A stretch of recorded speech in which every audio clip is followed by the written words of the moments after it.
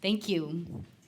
It's such an honor to be here, joining such luminaries, creative thinkers, renegades. So thank you for the honor of being here. I'm really excited to be sharing the stage with my brother Gautam. Gautam will be speaking after me, and actually we've never done anything together like this before, so this is also really exciting for us. As you'll see when Gautam speaks, we both are very different. We've had very different backgrounds, but basically we share the same foundation. So I'm going to start with the big question that everyone always asks: what's it like being Deepak Chopra's kid? And you'll hear from Gautam too, but frankly, for us, we had a pretty normal family, a close family. We never thought of our family as any different. Our dad was our dad. And so we grew up in Boston. My parents were immigrants who came to this country, worked really hard to provide us with a good education and exposure to the world. And I actually came to Brown University here in Providence, so it's been great to return here.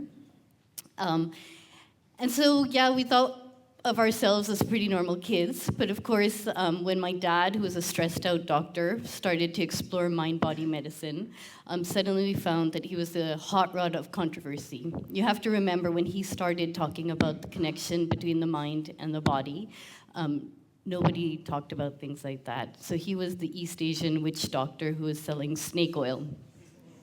We learned by watching my dad to stand for what you believe in and to always kind of explore different ideas and realities. So, well, I like to say we had a normal childhood. I have to admit, most kids didn't start meditating when they were 9 years old or start flying when they were 16, and that's a whole different story. Gautam and I were the guinea pigs for all my dad's various experiments. So whether it was being hypnotized to get over my addiction to chocolate, which never worked, to learning memory tricks, to interacting with intuits and sages and healers, we came across many interesting people. One of our favorite things to do was play the Ouija board. And so we used to get in touch with spirits. One of our best friends was Narayan, who was a spirit who our dog, Nicholas, who had died, had become friends and hung out with Narayan and his spirit ghost friends. And that was kind of, for us, stuff that we did. So we had a bit of craziness in our households, but one of the things that I think my dad really instilled in me personally was the power of intention. So we would meditate every once in a while, and after our meditation, my father would ask Gautam and I to repeat the following phrase. It goes, "I am responsible for what I see. I choose the feelings I experience and set the goals I will achieve. And everything that seems to happen to me, I ask for and receive as I have asked." After this, my dad would ask us, "What'd you ask for?" We'd ask for tickets to the Celtics game, a trip to Hawaii, a new doll. So my dad would listen patiently, and he'd nod his head and say, "All right, I'm sure we can figure that out." But then he'd say, "What about asking for love, connection, inspiration, hope, purpose?" So we grew up from a young age being taught to take responsibility for our world, to ask for what we wanted, and then we also saw the power of supporting other people. We saw people who came to my father. Yes, we met many celebrities and politicians, and it was quite exciting at times. But fundamentally, we met people who were coming to my father because they were on a journey of healing and self-exploration. And what they were yearning for was a connection. They were a connection and feeling supported. So we saw how individuals would start with an intent and then kind of begin this journey of healing and transformation. And what we saw also was how when a group of people came together, that just got more power to it, and we could see transformation happening on a deeper level. So that brings me to my story.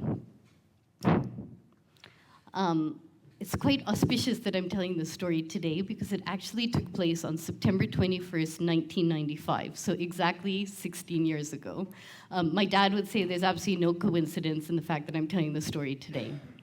So I was living in India, and one of my first really exciting jobs was that I had the opportunity to relaunch MTV in India. So I was the first representative for MTV in India. It was an amazing experience. I got to do marketing, ad sales, business development, learn about satellite distribution, produce videos for No Doubt. It was like the dream job, and fundamentally I got to go to parties, know what was happening, and just had a really great time. It was also a time when I got to live with my grandparents in India, and actually ended up meeting my husband, Sumant, and we've been married now for 16 years. So I was at my grandparents' house and the phone rang. My grandfather answered the phone, and it was my cousin Aparna. And I could hear Aparna was kind of hysterical on the other end of the phone. And so Aparna immediately asked to speak to my grandmother, Nani. And Nani took the phone, and I could see as Nani was listening, she was listening, and her eyes started getting kind of bigger and bigger. And she laughed. She actually almost chuckled. And then she said, "Okay, Aparna, we'll be there. Just talk to Mallika." So I took the phone from my grandmother, and Aparna was on the other end, and she was hysterical. She's like, "Mallika, you just gotta come, you gotta come. You won't believe it." I was like, "What's going on?" She said, "The gods are drinking milk. The gods are drinking milk. You have to come and you have to witness this." I was like, "What are you talking about?" She's like, "Just get here." So we hung up the phone. My grandfather was like, "Oh, Aparna, hysterical as always. I can't believe you guys are going." My grandmother was like, "Be quiet, take the keys." And we got in the car to go to meet Aparna at a temple. Now, mind you, the temple that we went to was actually just kind of something on the side of the road in Delhi, a 10-foot by 10-foot structure that held a marble statue of Ganesh. When we got there, what we witnessed was quite amazing. There were about 200 people outside of this little roadside structure. They were crying, they were laughing, they were dancing, they were singing. There was total celebration. I remember just kind of witnessing the laughter. Like, there was so much laughter and there was celebration outside. So we parked the car, and Aparna was waiting for us, and she grabbed us and we went inside. And as we approached kind of the structure, what I saw is my little niece, Ananya, who was 5 at the time. And she was holding a spoon of milk. There was a bucket of milk. She took a spoon of milk, and she put it to the statue of the god Ganesh. Ganesh is the elephant god in India. And before our very eyes, the milk disappeared from the spoon. My grandmother watched. It happened a few times. She put her hands together, and she went into prayer. And we all followed her example. So then my grandmother took the spoon from Ananya, and she herself fed the gods some milk. My aunt followed, and then Aparna's pushing me. She said, "Just do it, do it, do it." So I took the spoon and filled it up with milk and fed the god. And before my very eyes, the milk disappeared. The god actually drank the milk. So what it's like to experience a miracle is exhilarating. It's thrilling. You feel like laughing. You feel like crying. But experiencing a miracle with hundreds, thousands, millions of other people is truly remarkable.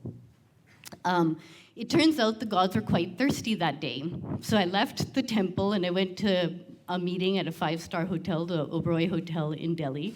And as I was pulling up my car, I saw there was a huge line of people outside the hotel. They were holding buckets and spoons, and they were waiting in line to enter the hotel. And it turns out that the gift shop in the hotel had a statue of the god of Ganesh, and the Ganesh was drinking milk. And so people were coming wherever they could to basically feed the god milk. So on September 21st, 1995, for 24 hours, Indian deities, gods, drank this milk, and then suddenly they stopped. So while all of us were kind of celebrating, and CNN, the BBC, news organizations reported this phenomenon, Scientists and skeptics came out to kind of say what's going on. They explained it as capillary action and lunar movements and mass hysteria. But at the end of the day, it didn't really matter, because for those of us who experienced the miracle, together we experienced something completely magical. We had a moment where we kind of knew the impossible was possible, where we felt empowered, where we felt as a community we could do something that really made a difference. So my next life-transforming experience actually happened a few weeks later. As I said, I had this dream job. I was in Bombay for a meeting, and we had just sold our first sponsorship, which is a big deal. And we were returning from the meeting, going again to our 5-star hotel in India to celebrate. And as we were driving, there was a lot of traffic. Nothing unusual for Bombay, for those of you who have been. But as we were driving, this was an unusual traffic jam, and we just were stuck. And we started inching forward, and I saw kind of in the distance, kind of a big group of kids. And they were all like mesmerized to something, in the distance. So as we approached, these kids were shoeless, not many clothes. I mean, we're talking about the slums of Bombay. And as we approached, I saw that there was a little shack, and in the shack there was a television. And on the television were American kids grinding to hip-hop music on a beach, and there was the logo, the MTV logo, there. And everyone in my car cheered. Wow, this was another amazing success story for us. We had just sold our sponsorship. Look, here we're in every corner of the planet. And my heart stopped. And I thought, what am I doing? What am I doing? So I had two kind of experiences right then. One was the power of media, which touches every corner of our planet today, which tells our stories and our dreams. And two, that my role was going to be something different. So a few years ago, I started a website called intent.com. And what we do is we help people share their dreams and find support around personal, social, global, and well-being. We kind of think of well-being as who do we aspire to be as individuals, but also as a society, as a community. If Mother Earth is not healthy, we can't be healthy, and also that connection to spirit. And again, my inspiration from Intent basically came from a personal story. Becoming a mom for me has been the most transformational experience in my life. And these are my daughters, Tara and Leela, and our dog Yoda. I have the intent to be a good mom. That's my deepest, greatest aspiration, if I can do that in my life. And what I realize is that a mom in South Africa, a mom in Amsterdam, a mom in the slums of New Delhi, basically shares that same intent as I do. And we connect on an emotional basis. So I like to think of intent as basically transforming social networks into emotional networks. And what we do is very simple. We let people share their deepest dreams and aspirations, and from that, people support them. We find that when you ask people what's their intent, it's usually very simple, very powerful. It's positive. People want love, they want connection, they want purpose, they want meaning, they want to give back. And then even more interesting is when you ask people, or you give people the opportunity to support someone else, they feel relevant. They feel like they're helping. They feel like they're part of a journey. And so basically, with Intent, that's what we're doing. We've been part of some amazing campaigns, one of which actually has a really happy ending today, which timing is everything, but if any of you tuned into the news this morning, Josh Fatal and Shane Bauer, who were the two hikers held in Iran, were actually freed this morning. And that was something, yes, it's amazing. we had the opportunity through Intent to work closely with them. And again, one of the realization is whether we aspire to be a good mom, whether we aspire to fight for social justice, whether we aspire to kind of take care of Mother Earth, we share deep emotional desires for change. And if we can come together and do that together and use technology today, because technology really has the power to transform. Studies are showing that social networks have real effects.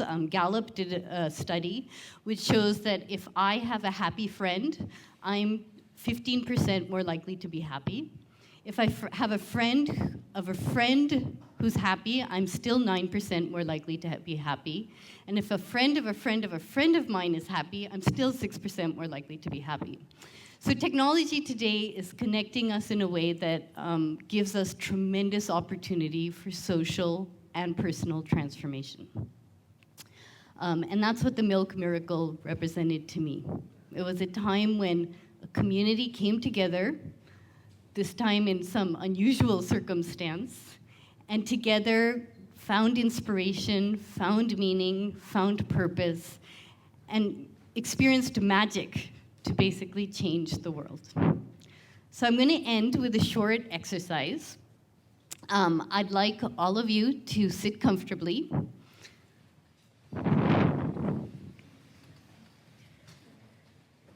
Close your eyes.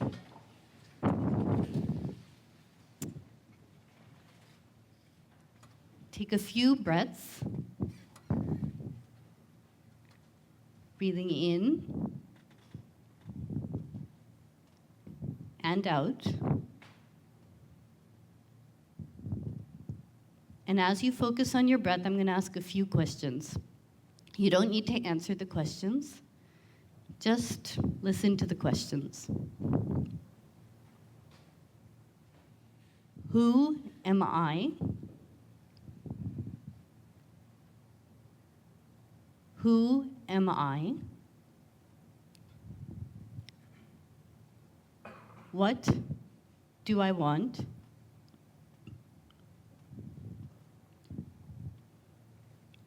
What do I want?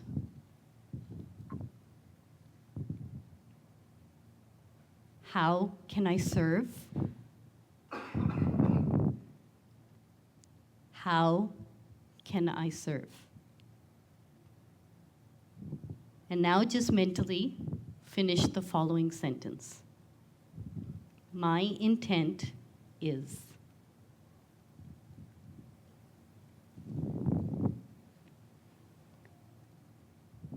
So you can slowly open your eyes.